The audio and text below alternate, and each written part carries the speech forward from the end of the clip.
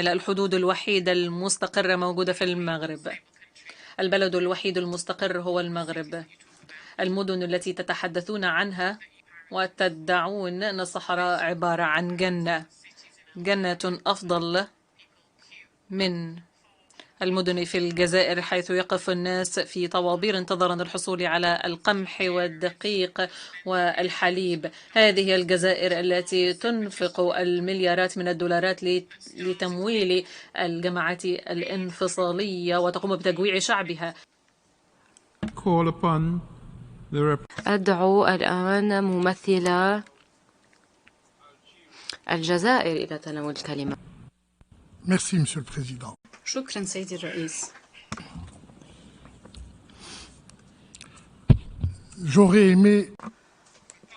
كنت أفضل عدم تناول الكلمة في هذه الساعة المتأخرة بعد أن اختتمت يا سيدي هذه المناقشة العامة لجمعيتنا العامة، ولكن اسمح لي يا سيدي أن أبدأ بتكرار ما يلي.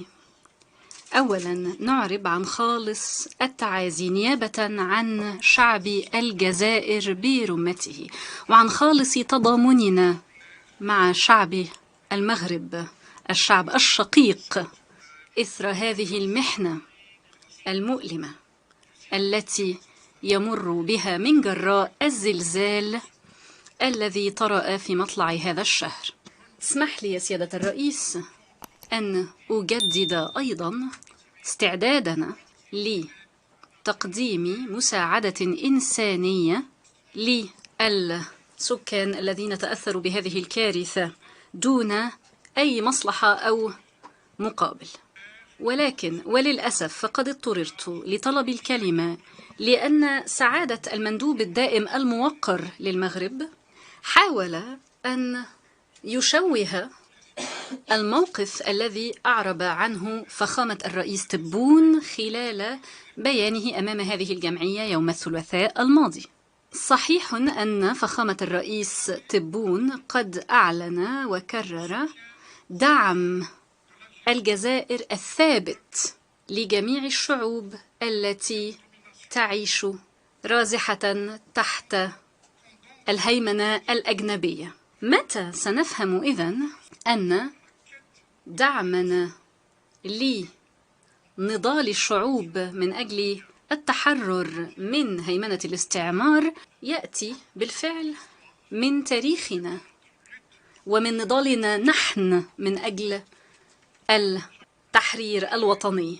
نحن في الجزائر قد اخترنا الوقوف إلى جانب العدالة، إنهاء الاستعمار، الحرية، اخترنا تقرير المصير وحقوق الإنسان. وهذا الالتزام يأتي أيضا لينطبق على نضال الشعب الصحراوي الذي ينتظر منذ قرابة نصف قرن أن تحقق الأمم المتحدة العدالة من أجل هذا الشعب، أن يتم تطبيق القرار 1514 بشأن منح الاستقلال للدول والشعوب المستعمرة. دعونا نذكر يا سيادة الرئيس بأنه في العام 75 كان هذا الإقليم، إقليم الصحراء الغربية، قد تعرض للتقسيم بين المملكة المغربية وبين موريتانيا. بعدها ب3 سنوات تم احتلاله بشكل كامل من طرف المملكة المغربية. أما الأمم المتحدة فقد حاولت أن تطبق القانون الدولي من خلال إنشاء المينورسو، إذن بعثة الأمم المتحدة لتنظيم استفتاء في الصحراء الغربية. هذه البعثة ما زالت اليوم على أراضي الصحراء الغربية كشاهد على إرادة المجتمع الدولي في إنهاء الاحتلال وبدء تنظيم استفتاء حر وشفاف للشعب الصحراوي بشأن مصيره. غير أن المينورسو وبشكل مستمر وحتى هذا اليوم تمنع من تنظيم هذا الاستفتاء لتقرير المصير.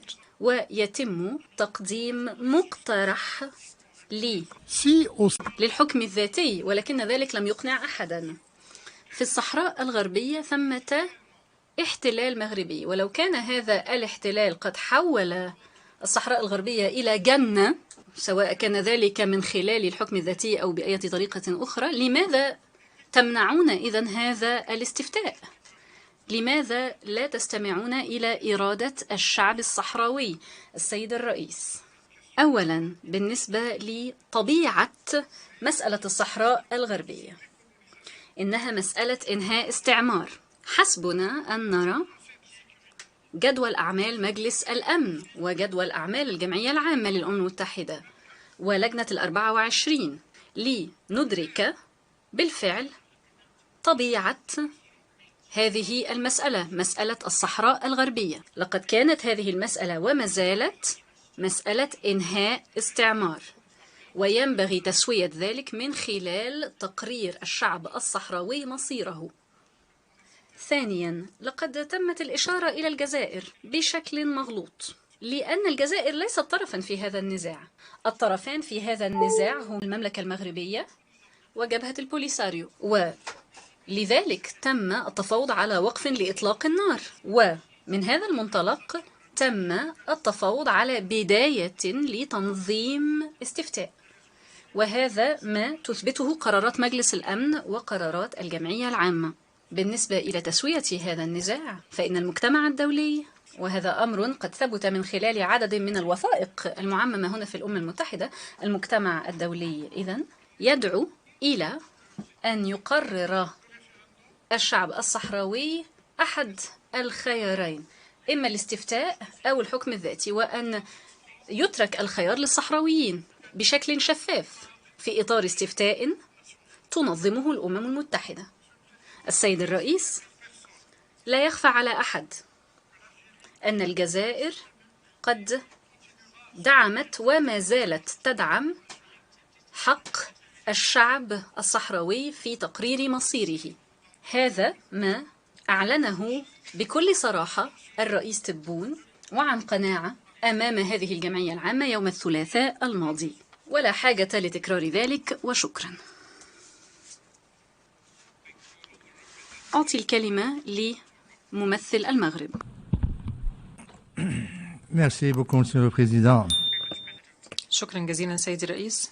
كما أخذ زميلي الجزائري الكلمة، أقول أنني لا يسعدني أن أخذ الكلمة ردا عليه. المغرب لا تستغل على الإطلاق حق الرد، وذلك بعد البيانات التي تدلي بها الجزائر، بل أنها ترد على ما تقول هنا. سيدي الرئيس، زميلي الجزائري قد أعرب عن التعازي والتضامن من جانب بلاده، وكنت الأرغب حقا في أن يشير إلى الحداد الذي تمر به المغرب وحالات الإصابات والوفيات والدمار الكثيرة التي تعرضت لها المغرب. كنت أتمنى أن يدفعهم ذلك إلى البقاء صامتين واحترام هذا الحدث الجلل، وأن يقوموا فعلا بالإعراب عن التضامن. فلا يمكن أن نستخدم دموع التماسيح وأن نقوم بمهاجمة بلد لا يزال يمر بمأساة. يمكنكم إبداء التضامن والدعم، ولكن في الوقت ذاته تقومون بدس سمومكم حيث تهينون الموتى والمغربيين. تكررون ذلك على مدار 50 عاما، تقولون أنكم طرف محايد في هذه المسألة وأنكم لستم بطرف فيها. مرت 50 عاما ادعيتم فيها الدفاع عن هذا المبدأ، ولكن من أنتم؟ من الجزائر؟ من أنت يا سفير إن لم تكن طرف في هذه المسألة؟ ما الذي كان يدفعك إلى أخذ الكلمة إن لم تكن طرفا في هذه المسألة؟ استمعنا في فترة ما بعد الظهر إلى الكثير من الوفود التي استغلت حق الرد، ولكن هذه الوفود لديها نزاعات مباشرة. ولكن لماذا أخذت الجزائر الكلمة؟ أخذتها لأنها محايدة، أم لأنها ليست طرف في هذه القضية، أم لأنها تدافع عن مبدأ أو تدافع عن الاستفتاء؟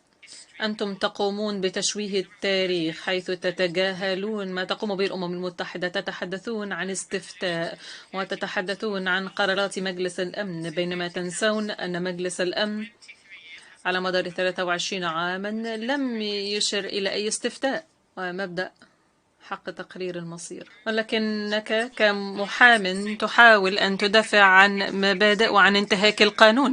إن كنتم حقا تلتزمون بالقانون، إن كنتم حقا تحترمون القانون وكان ذلك جزءا من تاريخكم، لماذا لا تطبقون ذلك في موطنكم، حيث هناك من كانوا متواجدين قبل نشوء الدولة ويطالبون بحقوقهم منذ عقود؟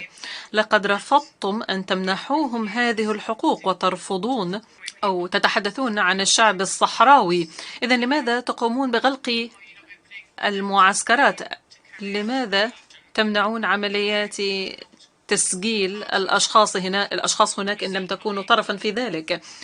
الزملاء الأعزاء، أنتم تقومون بعكس ما تحاولون القيام به. الجميع يتساءل في القاعة لماذا تفعل الجزائر ذلك إن لم تكن طرفا؟ لماذا ترسل الجزائر مذكرة للأمين العام رفضا للقرار؟ لا يوجد أي دولة عضو في الأمم المتحدة قامت بإرسال رفض ونبذ لهذا القرار، ولا يوجد أي بلد يقوم بإرسال خطابات تندد وترفض فيها قرارات لا تتصل بها اتصالا مباشرا. لماذا ترفضون المشاركة في الطاولات المستديرة والمشار إليها في قرارات مجلس الأمن؟ الجزائر، أنتم طرف، أنتم ترفضون الاستماع إلى مجلس الأمن وتنتقون القرارات التي تناسبكم وتنسون غيرها. لدي خطاب هنا من زميلك السابق مؤرخ 22 يوليو تموز، ويقول الجزائر على استعداد للنظر في مقترح يخص تقسيم منطقة الصحراء بين الصحراويين ومملكة المغرب. وكان الرد من جانب المغرب في اليوم نفسه هو لا، أبدا لا تقسيم مع أي طرف، لا نقبل أي تقسيم لشعبنا، شعب المغرب، ولا لهذه المنطقة. أنتم تشوهون التاريخ وتحاولون أن تقدموا أنفسكم وكأنكم لا مصلحة مباشرة لكم، ولكنكم عليكم مسؤولية.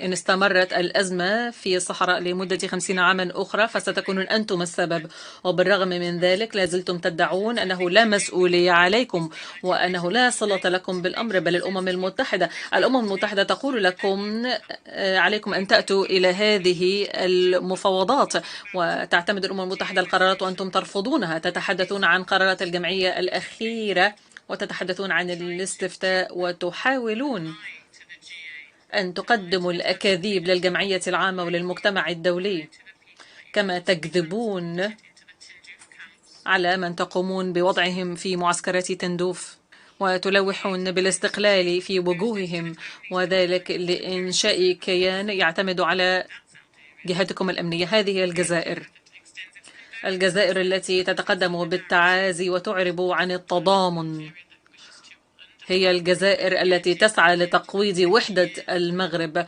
والتي تفعل ذلك على مدار 50 عاما. الجزائر التي حرصت على مدار 50 عاما لتسليح وتمويل ودعم الحركات الانفصالية، الجماعات المسلحة التي لها صلات بالإرهاب الدولي.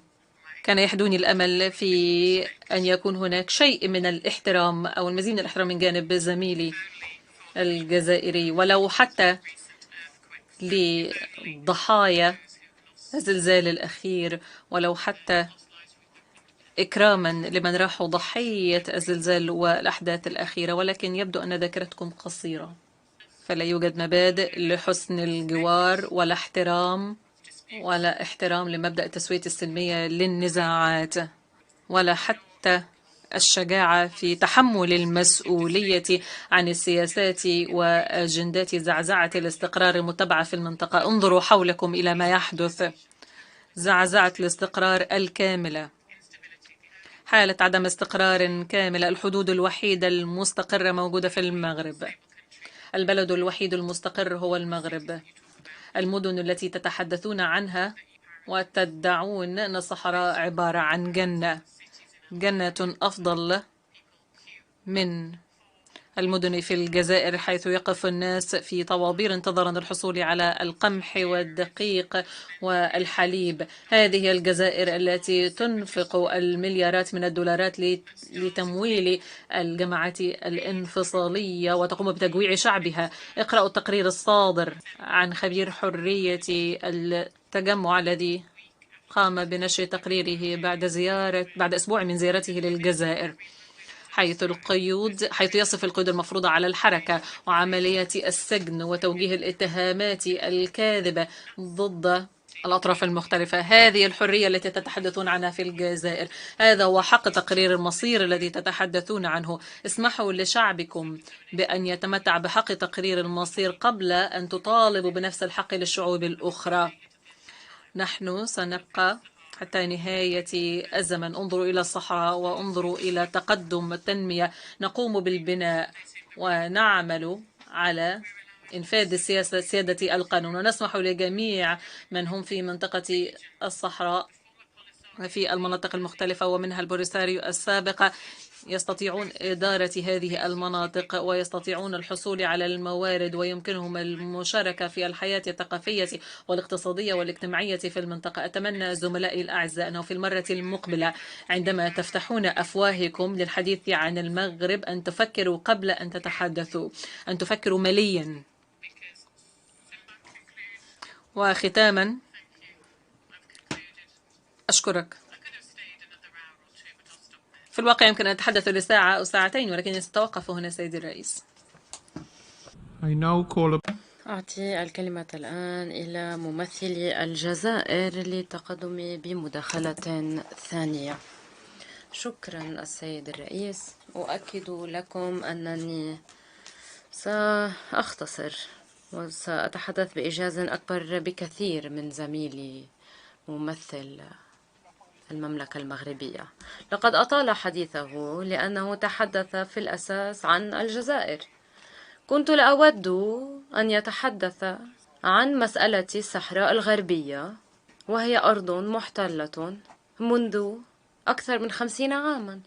الجزائر السيد الرئيس من واجبها ومن شرفها أن تدعم نضال التحرير الذي يشنه عدد من الشعوب الإفريقية الخاضعة للهيمنة الاستعمارية، وكثيرة من هذه الدول موجودة داخل قارتنا. القرار 15/14 لا يزال ينطبق لشعب الصحراء الغربية الذي يشكل المستعمرة الأخيرة في أفريقيا. لنؤكد ذلك يكفي أن ننظر إلى جدول أعمال هذه الجمعية الموقرة واللجنة الرابعة. لكنني أود أن أجيب عن نقطتين محددتين. بالنسبة إلى تقسيم الصحراء الغربية، أود أن أدعوكم إلى إلقاء نظرة على اتفاق ترسيم الحدود الذي تم التوقيع عليه بين مملكة المغرب وجمهورية موريتانيا الإسلامية. هذا الاتفاق تم التوقيع عليه في 11 من أبريل 1976، وهو مسجل في أمانة الأمم المتحدة. إذن تم تسجيله في 9 من فبراير 1977 في الأمم المتحدة. إذن هذا الاتفاق يحدد الحدود الجديدة للمغرب وموريتانيا، وهو بكل بساطة يقسم أرض الصحراء الغربية بين هاتين الدولتين. لن أطيل وأضيف أكثر على هذا التأكيد الذي يمكن أن يتحقق منه الجميع في مكتبة الأمم المتحدة. في الختام السيد الرئيس، أود أن أدعو ممثل الجزائر إلى الاقتضاب لأنه تخطى الوقت المخصص له. إذن أعيد التأكيد السيد الرئيس دعم الجزائر للأمين العام ومبعوثه الخاص في جهودهما لحل مسألة إنهاء الاستعمار من خلال عقد استفتاء. إذن التشاور مع شعب الصحراء الغربية حول مصيره. شكرا جزيلا. أدعو الآن ممثل المغرب لأخذ الكلمة في مداخلة ثانية. Merci, Monsieur le Président. شكرا سيد الرئيس. أسف على طلب الكلمة مجددا ردا على زميلي الجزائري الذي يحب أن يرد في كل مرة أخذ فيها الكلمة. سأحاول أن أختصر كما اختصر. شقيقي الجزائري أساء إلينا مرتين. المرة الأولى قال أنني لم أتحدث عن الصحراء. إذن فليأتي إلى الطاولة المستديرة. هناك نناقش مسألة الصحراء، والجزائر للأسف ترفض دائما المشاركة في هذه المائدة ورفض قرارات مجلس الأمن. بالتالي إذا ما كان مهتما فعلا أن نتحدث بمسألة الصحراء بين المغرب والجزائر كما فعلنا في المائدتين الأوليين، يمكن أن نتابع ما بدأنا. ثانيا قال أنني لم أتحدث إلا عن الجزائر. هذا صحيح يا شقيقي العزيز، لسبب بسيط، لأن الجزائر هي مصدر كل المآسي التي نعيشها. عندي ملاحظات ثلاث. الجزائر ترفض قرارات مجلس الأمن، وهنا أتساءل ماذا ستفعل الجزائر في مجلس الأمن عندما ترفض قراراتها؟ لا مكان في مجلس الأمن للدول التي تنتهك ولا تحترم وترفض قرارات مجلس الأمن. نحن ننتظر لنرى سلوك الجزائر متى بدأت ولايتها في المجلس. ثانيا زميلي الجزائري قال أنه لا يعرف نصوص الأمم المتحدة، أو أثبت أنه ليس على دراية بنصوص القرارات والمقررات. مجلس الأمن لا يناقش مسألة الصحراء على أنها مسألة نزع استعمار، بل مسألة سلم وأمن. في هذا الإطار، في هذه الروح، فإن الجزائر التي جلست في مجلس الأمن عدة مرات وصوتت على قرارات تتعلق بالصحراء المغربية لا يمكنها أن تتغاضى عنها. ثالثا الجزائر محظوظة، فالجزائر ما كانت لتنضم إلى مجلس الأمن بدون مبدأ التناوب. هذا دور شمال أفريقيا، وهذا مبدأ لضمان المساواة، ونحن نؤيد هذا المبدأ، ليس لأنهم قدموا أي شيء للأمم المتحدة. لم يقدموا حتى جنديا واحدا إلى عمليات حفظ السلام، بل لأن الجزائر تضم مجموعة مسلحة انفصالية.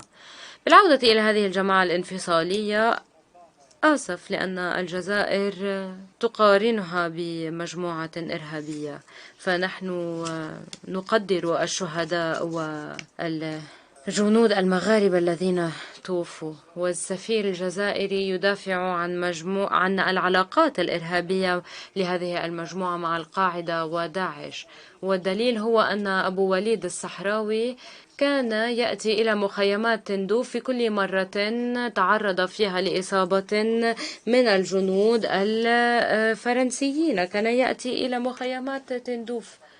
وداعش لم تعتد التشييع عند فقدان أحد القادة البارزين فيها، لكن داعش قامت بذلك لهذا الشخص إذن المسؤول في جبهة البوليساريو. هذا كل شيء السيد الرئيس. سأختتم كما بدأت وأقول مسألة الصحراء تناقش في الموائد المستديرة، وسيسرنا كثيرا أن نستمع إلى أشقائنا الجزائريين لما سيقولونه حتى إن لم نتفق، ولكن الأساس هو أننا نتحدث عن السلام حول المائدة المستديرة، وألا نوجه الاتهامات لبعضنا البعض، وأن نحترم بعضنا البعض كما كانت الحال أثناء المائدتين المستديرتين الأخيرتين. وشكرا سيد الرئيس.